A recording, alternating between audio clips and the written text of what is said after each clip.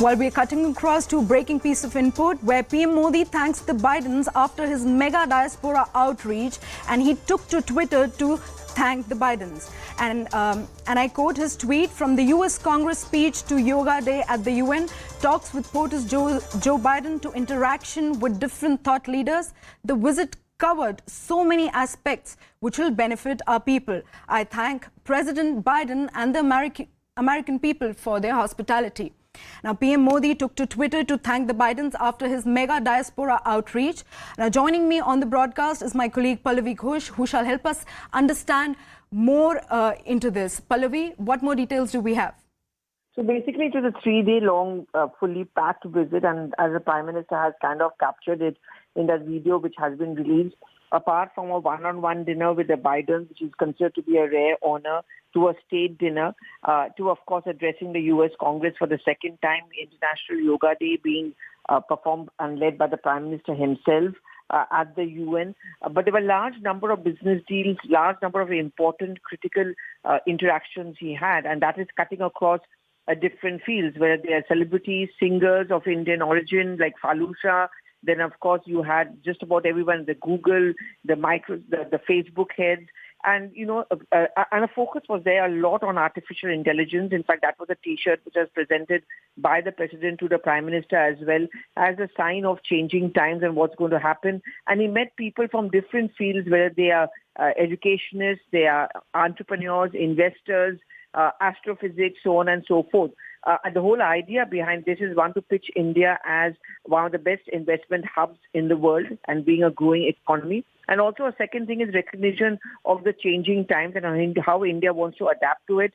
And also third and most importantly is that despite all these development pitches, at the end of the day is a core Atmanirbharta or the self-reliance pitch of the Indian government and the country. How do these deals and agreements are actually going to impact the bilateral relations? And can you elaborate for our viewers the major areas of cooperations that were being discussed? So it's essentially a quid pro quo. I mean, India did sign several deals with Americans, whether it's in terms of drones, whether it's in terms of other investments. For example, when he met Elon Musk, Tesla has opened his first factory, expects to open more. In fact, he said he's going to be coming into our country and he's going to be signing up trade ties. See, at this point of time, while India wants to cut down on its dependence on other countries in terms of imports and becoming more and more self-reliant, but at the same time, India, of course, would want, like any country, wants more and more foreign investments, more first-time shops being opened up over here, investments being opened up over here, for example, Apple, Tesla, to just name a few. And that has been many of the signatory deals which have been signed between the two countries. America also has got business from India. India gets business from America. That's usually what is the crux as far as bilateral ties go. Well, thank you so much, Pallavi, for all the inputs. Now, moving on, PM's Naya Bharat pitch was made when he addressed the Indian diaspora at a mega event at Ronald Reagan's Center in Washington. Let's take a look at what he had to say.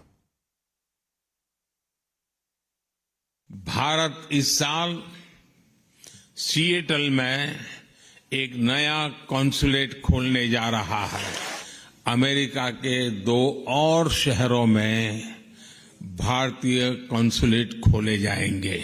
और एक बात अच्छा ये भी है कि अब अहमदाबाद और बेंगलुरु में भी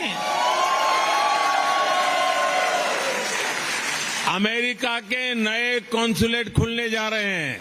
अब ये निर्णय लिया गया है कि H-1B वीजा को रिन्यू करने के लिए आपको अमेरिका से बाहर नहीं जाना पड़ेगा। अमेरिका में रहते हुए ही अब ये वीजा रिन्यू हो जाएगा। मैं इस यात्रा के दौरान माइक्रॉन, गूगल, एप्लाइड मटेरियल जैसी दिग्गज कंपनियों ने भी भारत में बड़े इन्वेस्टमेंट की घोषणा की है। माइक्रॉन द्वारा सेमीकंडक्टर सेक्टर में $2.5 बिलियन का इन्वेस्टमेंट भारत को वर्ल्ड सेमीकंडक्टर चेन से जोड़ने वाला है।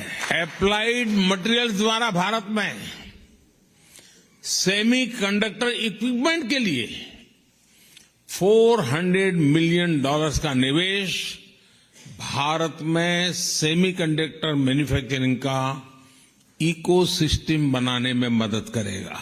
गूगल भी अब भारत में अपना ग्लोबल फिनटेक सेंटर खोलने जा रहा है। भारत में गूगल्स का एआई रिसर्च सेंटर 100 से ज्यादा भारतीय भाषाओं पर काम करेगा।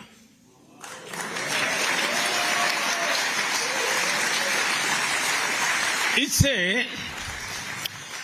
भारत में ऐसे बच्चों को पढ़ने में, काम करने में आसानी होगी जिनकी मातृभाषा अंग्रेजी नहीं है। भारत सरकार की मदद से यहां यूनिवर्सिटी ऑफ ह्यूस्टन में तमिल स्टडीज चेयर की स्थापना की जाएगी।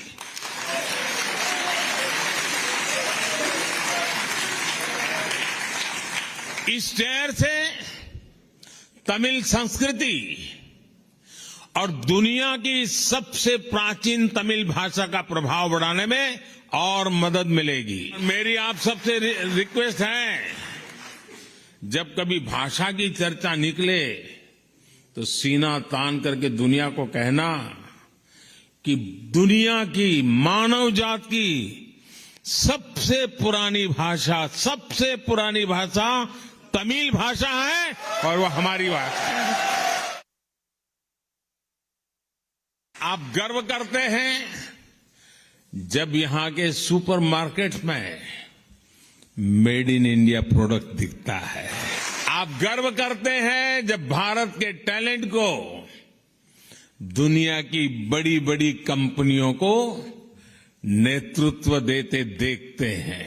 और आज आप ये भी देखकर गर्व से भरे हुए हैं कैसे भारत का सामर्थ्य आज पूरे विश्व के विकास को दिशा दे रहा है। अर्थव्यवस्था इतनी तेजी से आगे बढ़ रही है, पूरी दुनिया की नजर आपके भारत पर है।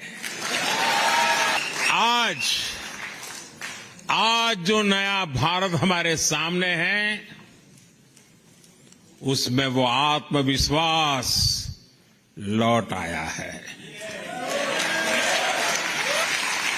साथियों, आज नए भारत की नई ग्रोथ स्टोरी हमारे सैकड़ों टियर 2, टियर 3 शहरों में लिखी जा रही है। बोइंग ने भी भारत में $100 बिलियन के निवेश का ऐलान किया है।